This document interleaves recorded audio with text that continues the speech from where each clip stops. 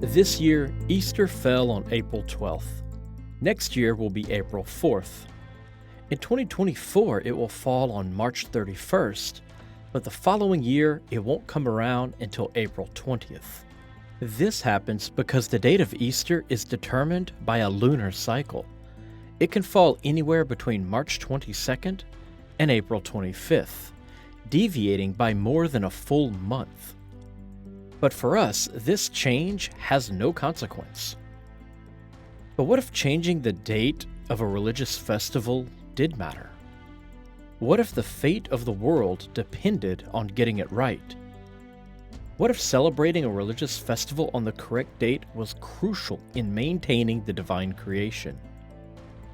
And what if getting it wrong could trigger another catastrophic event like the Great Flood? Wouldn't keeping an accurate time be paramount? I'm your host, Jason, and you're listening to Dragons in Genesis.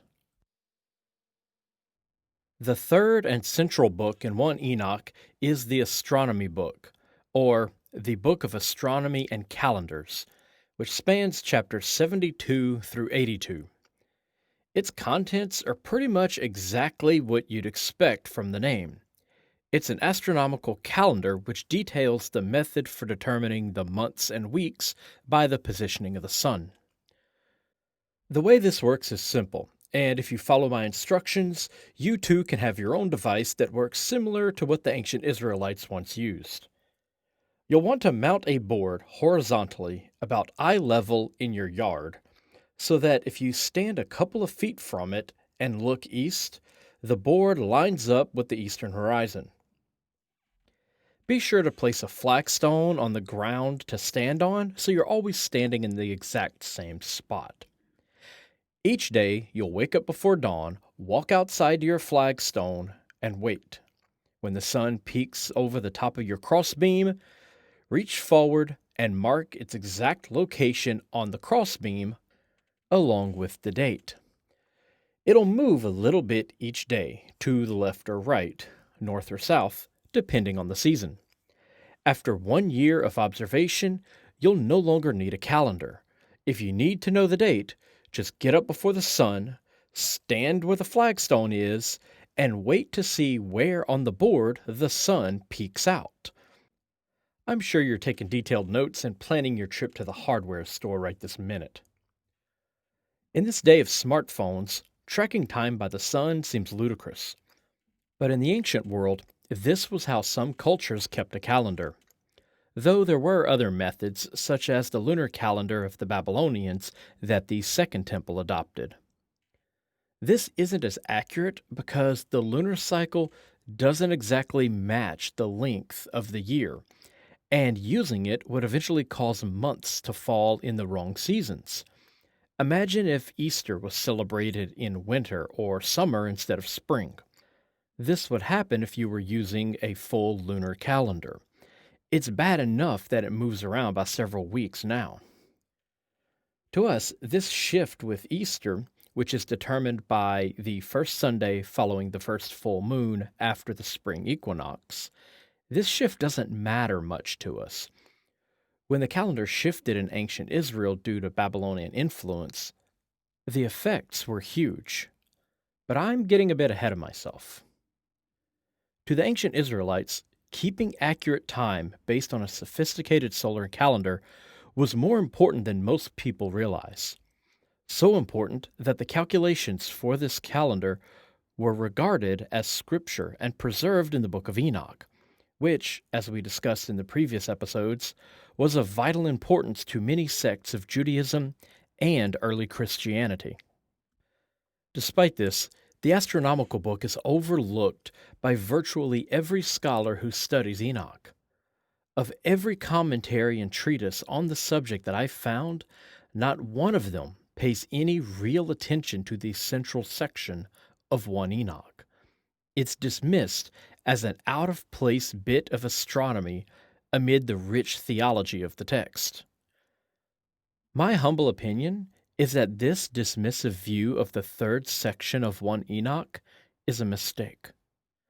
I don't mean to say that careful study of the Book of Astronomy would deepen our understanding of Enoch. No.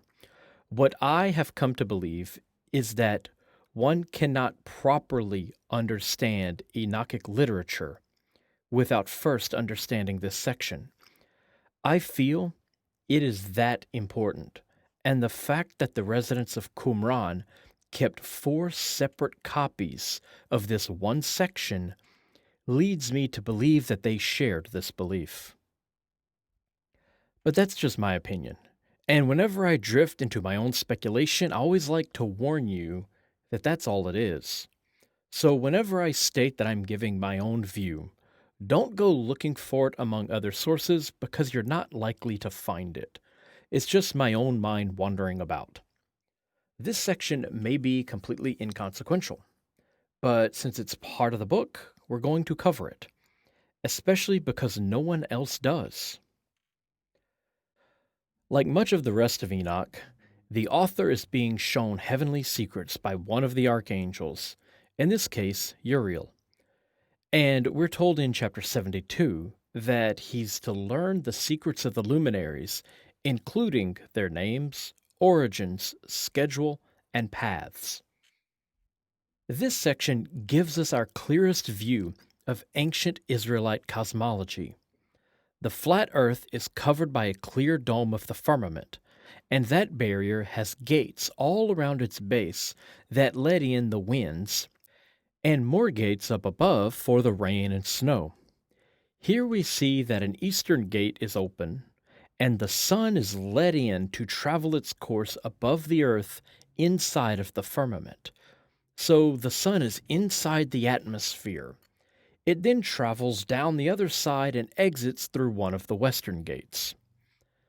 There are 6 such gates for the sun in the east and another 6 in the west. These gates are the markings on their astronomical tracker and the way they track the months of the year. The moon also passed through these same 6 gates. Each of the 6 gates were subdivided into multiple windows. These would be the markers to divide the months up into smaller increments of time. The sun passes through one of these windows each morning for several days before its progress along the horizon moves it into another window. After 30 or 31 days, it moves from the last window of the first gate to the first window of the next gate. This continues on for 6 months until summer, when it seems to pause at the end of the last gate for a short time. At this point, the days are at their longest and the sun at its strongest. This is the summer solstice. We're told that the sun ascends on a chariot driven across the sky by the wind until it reaches the western horizon and exits the firmament. It then descends below the horizon. But it can't travel beneath the ground to reach the eastern sky the following morning because the world is held up by stone pillars, and those would block the way. So the sun circles around to the north, staying just out of sight by remaining below the level of the horizon, and uses this route to return to the east in time for morning. In verse 10, we learn that the days were not divided into 24 hours of 60 minutes each. That concept was Sumerian and came to the Israelites by way of the Babylonians. These people used 18 units that were each 80 minutes long. The month alternated between 30 and 31 days, giving a total of 364 days for each year. This would present a problem because the year is 365 and a quarter days long. So, it wouldn't take long for their calendar to become inaccurate. And if they're tracking the movements this closely, they'd notice the discrepancy after just a few years. So, how do they reconcile this? And why is it never corrected? It's obvious to me that they did indeed know the correct length of the year, as they have Enoch himself living to be 365 years to match up with the sun instead of 364.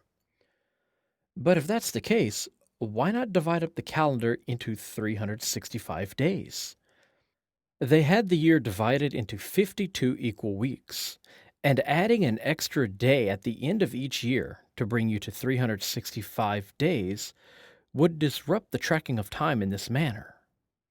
But they also had a method of tracking it by the sun, which is a self correcting system. So, why does it seem like we have two separate methods for tracking the dates? Building such a device and spending a year observing the rising and setting of the sun to calibrate it would be time consuming and costly. So few communities would have access to such a device. Instead, they would divide the year into 52 weeks of 7 days, giving you 364 days for each year. Doing this meant you wouldn't need any elaborate form of sun tracking technology. You could just count to 7, celebrate the Sabbath, and start over. As long as you kept track of how many Sabbaths you observed, your calendar was correct, with the exception of 1 day a year.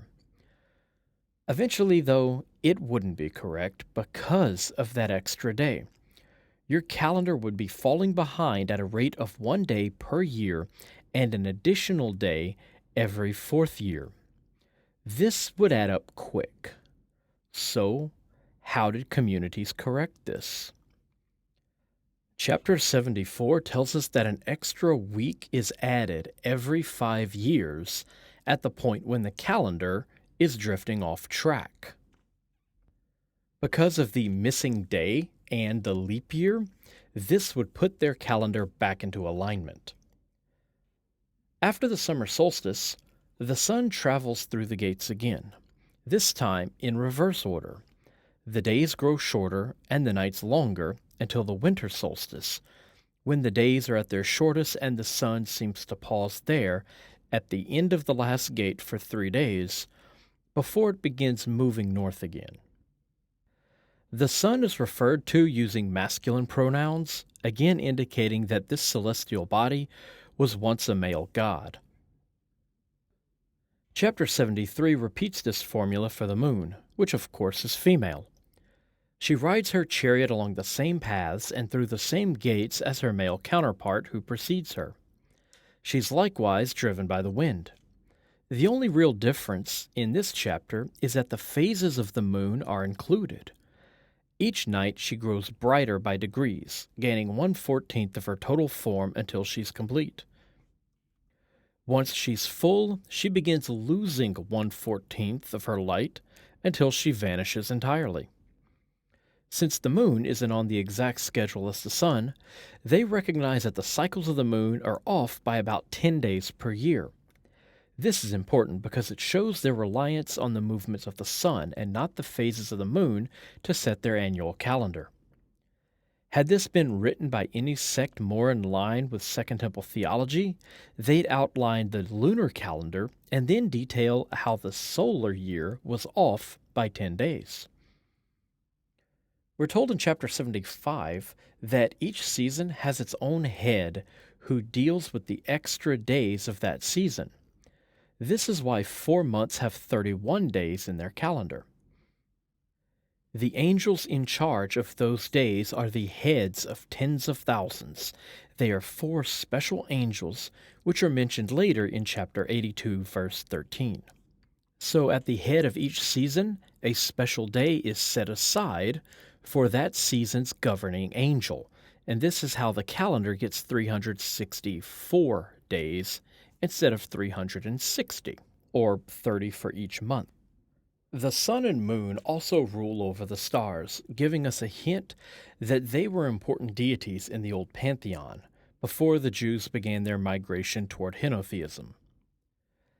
At this point, Enoch learns about the winds which blow through the 12 gates in the firmament, 3 in each of the 4 cardinal directions.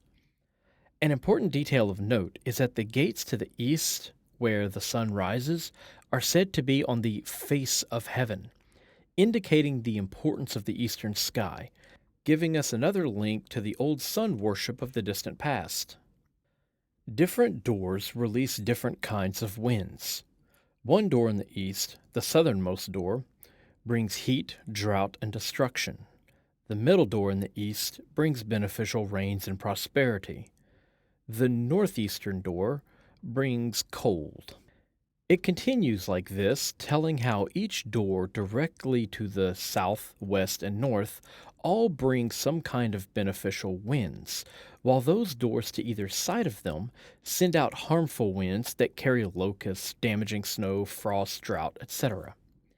This adds to the idea that the authors of Enoch preferred a neat and orderly universe. Winds that came from the cardinal directions are always good, and winds that come in diagonally were always bad. This theme persists throughout the literature as everything must be pure, orderly, and correctly given. Stars must come out at appointed times, and rivers must obey their written course. The ocean must not expand beyond its boundaries, which are defined by the covenant. And east, of course, is most important, because that is where the sun rises. And in 1 Enoch 77:1, we're told exactly that. The earth is divided up into 4 quarters, and the east is the most important. The next quarter is the south, because El Elyon will descend there. In winter, the sun sinks low into the southern sky, so here we see a direct connection between the God Most High and the sun. The third quarter is the west, where the luminaries retreat. And the fourth quarter is the north, and it contains the Garden of Righteousness, another name for the Garden of Eden.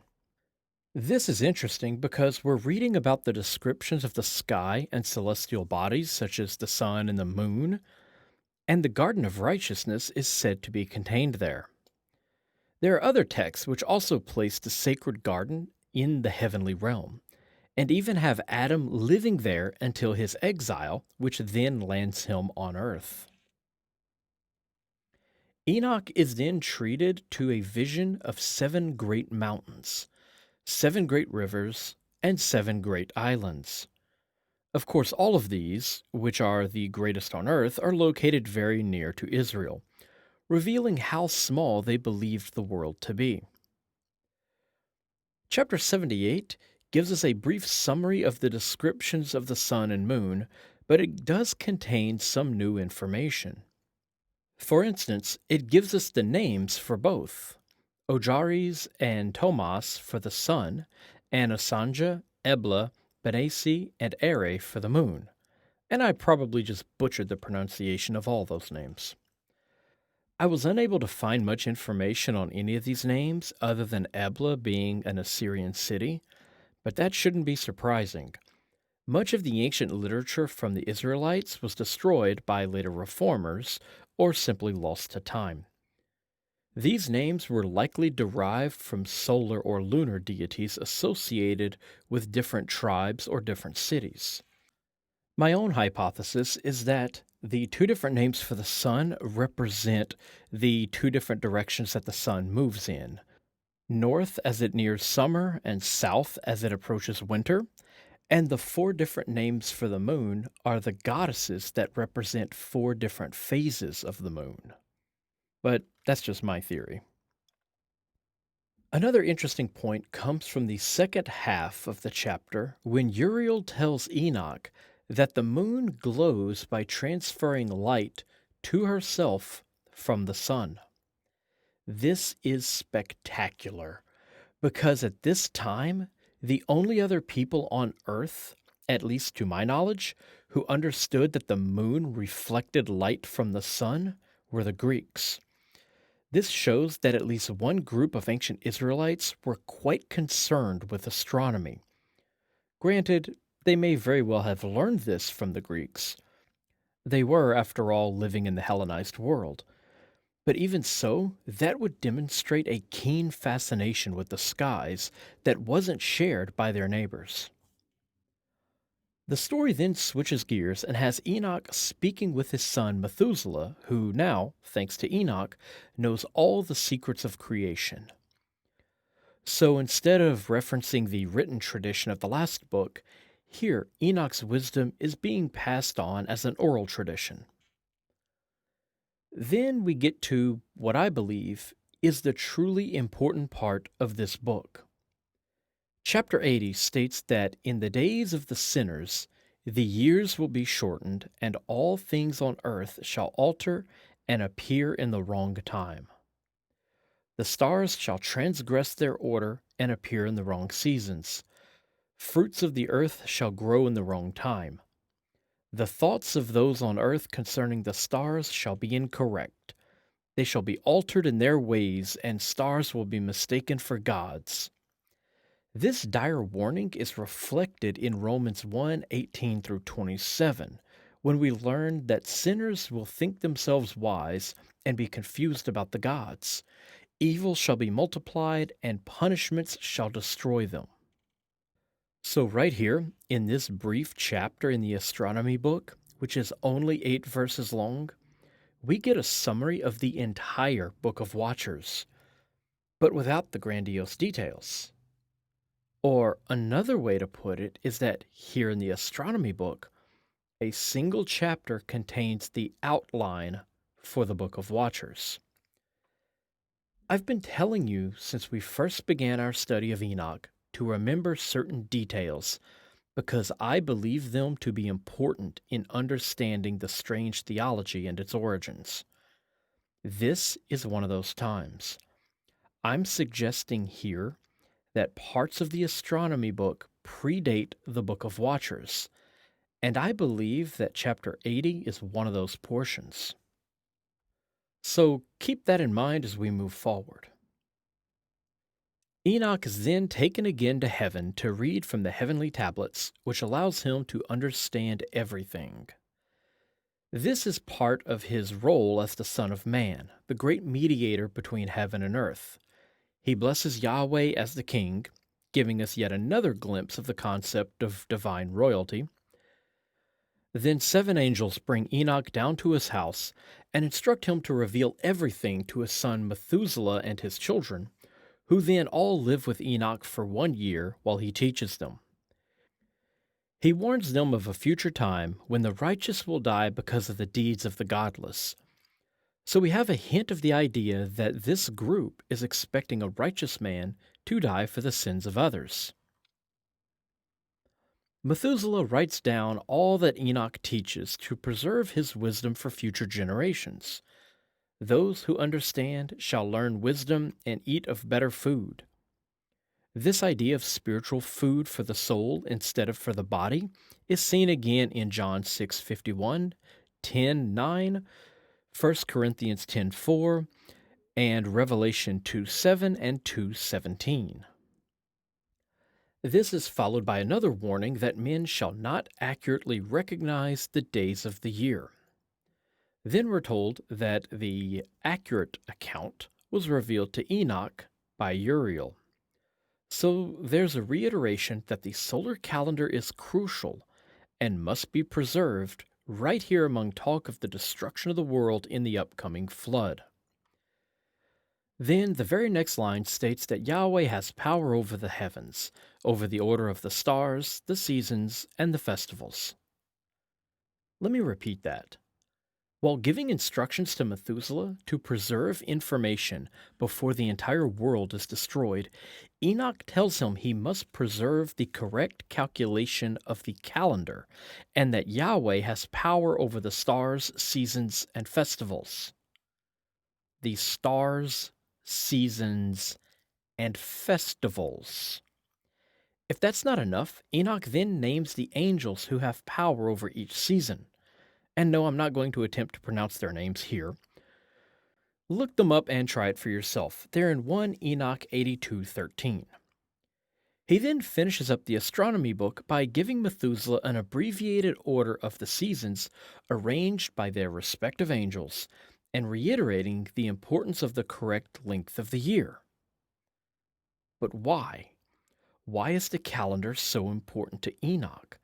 And why do I keep telling you to remember details concerning stars and seasons and festivals?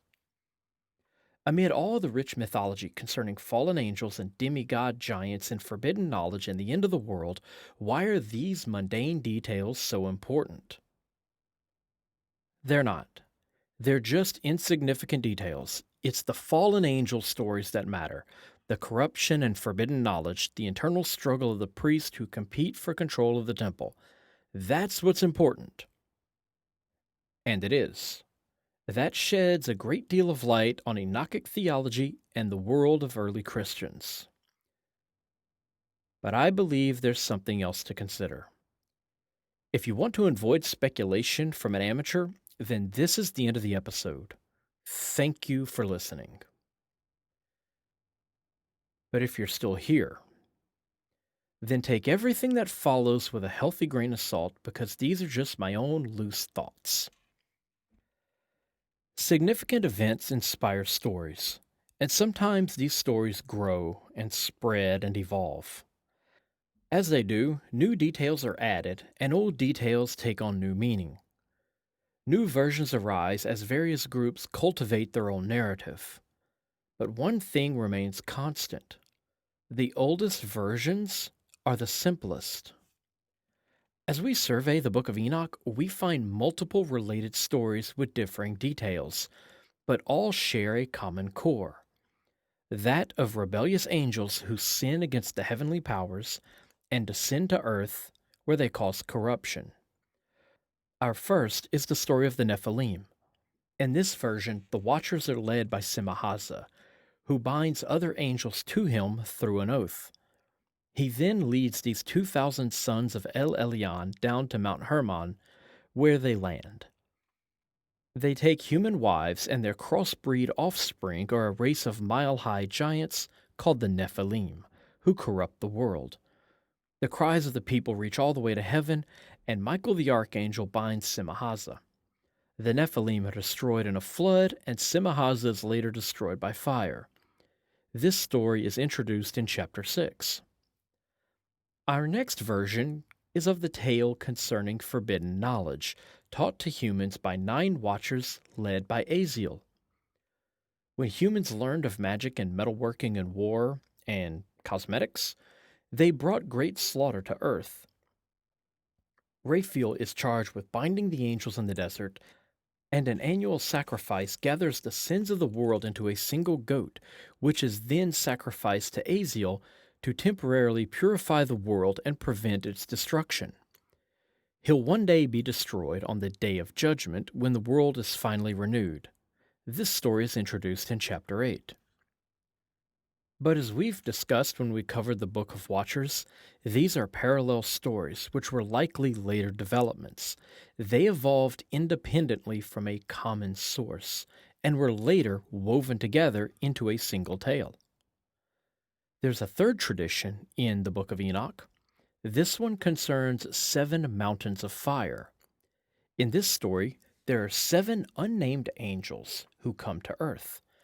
Unlike the angels in the other 2 narratives, these angels did not depart heaven of their own accord. Rather, they were cast down because they broke the covenant. Their sin was not lust or sharing forbidden knowledge, but violating a schedule. They appeared in the sky at the wrong time. They were then bound for 10,000 years. We catch our first direct mention of these angels in chapter 18. This version, with its references to stars disobeying their appointed order, seems to be a continuation of the pronouncements of an orderly sky we saw in chapter 2.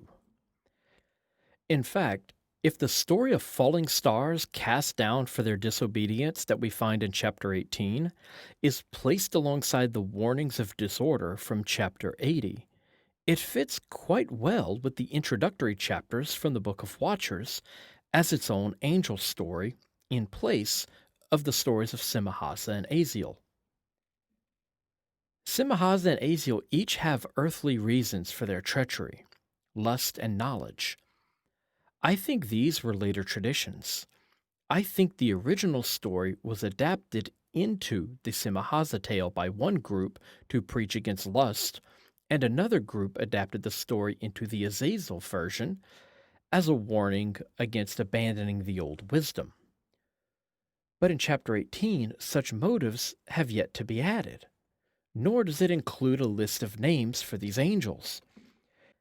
And considering the authors of Enoch believe that knowing an angel's name gave one power over it, and thus they were careful to preserve such names, I can hardly imagine they would omit such information, unless it was never there to begin with. The seven angels story lacks a great many of the details found in the other two stories, which makes me believe that these details weren't lost in the seven angels story. I believe that they hadn't yet been added. I believe the story of the seven angels who appeared at the incorrect time is the older tale, which was adapted to form the Semahaza and Azazel traditions. But if that's the case, if Enoch was originally about the seven angels and not about Semahaza and Azazel, then we should find evidence of that in the text. Let's take a brief look at the books of 1st Enoch, beginning with the Book of Watchers. In the introductory chapters, those chapters I told you were overlooked by most people, we see the stars are orderly in the sky and nature is obedient to the covenant. All is right with creation. But then some of those stars transgressed their order. This is not the sin of Semahaza nor of Azazel. The first 5 chapters aren't related to their stories. They're speaking of the world before the rebellion of the 7 unnamed angels. In fact, if we skim through the Book of Watchers, we only find references to Semahaza and Azazel traditions in one block of text following the introduction, chapters 6 through 10, and in another block shortly thereafter, which tells us their fate in chapters 12 to 16. Of the chapters that do not reference Semahaza, Azazel, or their stories, there are 26. These are chapters 1 through 5, 11, and 17 to 36. But how many of those chapters reference the 7 fallen angels, the 7 mountains, the corruption of the world that they caused? The chapters without a direct reference to the 7 unnamed angels would be 11, 34, and 35, which total only 6 verses. And we could actually still include those chapters with the 7 angels story, as their content matches that of the surrounding material and in no way contradicts the story of the 7 angels. So we have 23 chapters out of 36 of the Book of Watchers linked with the seemingly older tradition which is wholly ignored. In fact, if you remove chapters 5 through 6 and 12 through 16, what we might consider stories of the Watchers, you get a continuous narrative concerning the proper order of the universe, warnings about the transgressions of the angels, the tale of the 7 rebellious angels, and visions of destruction as a result of their breaking the covenant. The stories of Semahaza and Azazel then appear to be nothing more than later additions which don't belong in the Book of Watchers at all. And if we continue our survey into the Book of Parables, we find more of the same. Though most of the text is about the Son of Man and his purpose in the Great Judgment, when there are references to the fallen angels, such as chapters 43 or 52, we find it's the 7 angels' tale. And the only references to Semahaza and Azazel come in chapters 54, 64, and 69. The first 2, chapters 54 and 64, are extremely brief. And the last, in chapter 69, is a list of angels taken from the Book of Watchers. All 3 appear to be insertions as they sit awkwardly in the text and actually interrupt the flow of the narrative. Here in the Book of Astronomy and Calendars, we find the text is entirely about the fallen angels and contains numerous examples of the mountain imagery and blatant references to the rebellious stars, such as we see in chapter 80. It's as if the author of this book knows nothing at all of Semahaza or Azazel. The next book, the Book of Visions, is partly based on the Book of Watchers and contains a reference to chapters 6 through 10 in its chapters 86 through 88. Outside of that, there are no other references, either direct nor oblique, to those traditions, despite speaking frequently on the topic of evil angels. And that's the last that Enoch has to say on that topic. The final book makes no mention of them at all.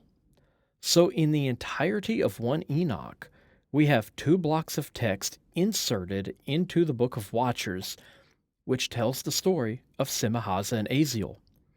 3 likely insertions into the Book of Parables that reference the material from Watchers, and a retelling of those first blocks of text in the Book of Visions. The rest of the material, which references fallen angels, is about the 7 unnamed angels, or a few brief passages that are too vague to assign to any specific tradition. But what is the importance? Why does it matter if the 7 fallen angels story is more significant to the Book of Enoch and their theology than those of Semahaza or Azazel? I don't think it's just significant.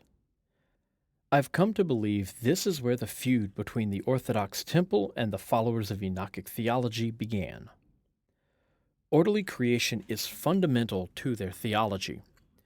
Observe the lights in the sky and how they obey their strict orbits. Everything in the universe is orderly. Consider how all the luminaries do not transgress their appointed order.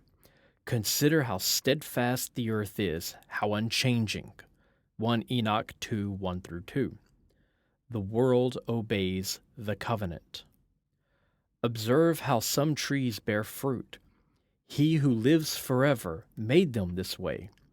All of this goes on unchanging forever. 1 Enoch 5, 1 through 2. Their food depends on this. Uriel showed Enoch how to properly calculate the seasons in 1 Enoch 72, 1, so they can properly track the seasons and celebrate the festivals on the correct days. 1 Enoch 82, 8. But they're told in 1 Enoch 82, 5 that men will calculate the days of the year incorrectly, and 7 stars will come out at the wrong time. 1 Enoch 18, 14. Thus breaking the covenant. These 7 stars were bound together. 1 Enoch 21, 3. All things on earth will begin to appear in the wrong time.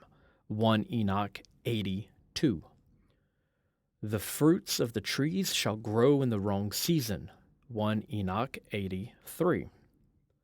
Constellations shall appear in the wrong seasons. 1 Enoch 86. The result of this is that evil shall be multiplied and bring destruction.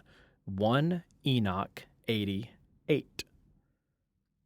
Throughout the text, we read hints of an eternal struggle, a temple feud, the righteous and the apostate. The correct worship brings peace and national prosperity, while the foreign practices bring corruption and destruction. This is brought on because of ungodly practices, and, as I believe, the use of the Babylonian calendar, which was adopted in the Second Temple period. By switching to a lunar calendar, the year is off by 10 entire days.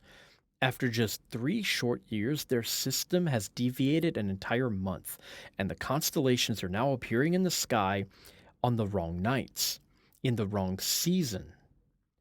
If we read the text from the point of view of people engaged in a calendar dispute who feel their system should be reinstated, then so many of these bizarre passages suddenly make sense, as does the strange inclusion of an entire book that teaches how to properly calculate the days and months of the year by tracking the movement of the sun.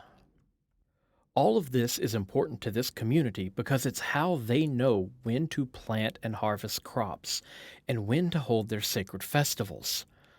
And one must properly observe the festivals. 1 Enoch 82, 8. It's so important that a messenger from heaven specifically tells them to do it. But why? Their festivals were linked with the order and stability of the universe. Remember that their temples were a microcosm of creation, and what occurred in them echoed throughout the world. Purifying the temple renewed the earth, and one of these festivals in particular was directly linked with the ascension of the divine king and the renewal of nature. The imagery for which permeates this entire book. A festival associated with the October harvest allowed them to survive the upcoming winter. This festival was linked with divine judgment and the cleansing of the entire world. Every theme of this entire collection of books were tied into one great festival. The Atonement Festival, whose origins date back to ancient Canaan 4,000 years ago. This festival, which purified creation and turned their king into the earthly incarnation of Yahweh, could no longer be observed on the proper day because they were using the wrong calendar. When the lunar calendar gave them the date for the Day of Atonement, the festival which holds back the destructive forces of the primordial waters of the Tehom, they looked to the sky and saw the wrong constellations. What were they supposed to see? What constellation was supposed to appear in the sky to mark the most important religious ritual of the year? The festival which ensured their survival for another cycle. 7 stars bound together, 1 Enoch 21:3. The Pleiades, of course, the 7 sisters who appear in the sky in early October to mark the time for the harvest festival and the Day of Atonement. But they seem to appear at the wrong time, on the wrong day of the year, and thus they broke the covenant, 1 Enoch 18:14. This happened because men were calculating the calendar incorrectly, 1 Enoch 82:5. The concept of apocalypticism was introduced around the same time their calendar was replaced and they lost access to the Jerusalem temple, where they renewed creation in their annual ritual. And all of this occurred in a time when they were no longer allowed to be ruled by their own divine king. I believe that changing of their calendar, removal of the divine king, lack of access to the temple, and the inability to correctly calculate the proper dates for festivals which maintain the order of creation is where this entire set of ideas originated. It then grew with the various tragedies and injustices that these communities faced over the next few centuries, until the corrupt temple was finally destroyed. The Great Atonement had been disconnected from the temple for centuries as they no longer had access to that structure. But after its destruction, their cult grew in popularity. Their new method for atonement and renewal didn't require annual blood sacrifice or even a temple, because the ultimate sacrifice had already been made. New blood had been spilled, and that blood was of such great potency it could renew creation and atone for all sin forever. Because this time, it wasn't an animal that was sacrificed, but a god. But that's a topic for another episode. I want to thank all of you who donated to the recent GoFundMe. Your generosity is greatly appreciated. If you'd like to contribute to the show, head over to ko-fi.com/dragonsandgenesis, where you can donate a few bucks to help pay for hosting, buy new equipment, or keep the coffee pot filled. There's also a pinned post on my Facebook page at facebook.com/dragonsandgenesis, where you can find that link, as well as a link to an Amazon wish list that contains books needed for upcoming episodes. You can also support the show by leaving a good review on iTunes or wherever you listen to podcasts, and by spreading the word about the show. If you have any questions or comments, you can contact me through Facebook or through my website at dragonsandgenesis.com. That wraps it up for this show. So as always, thank you for listening.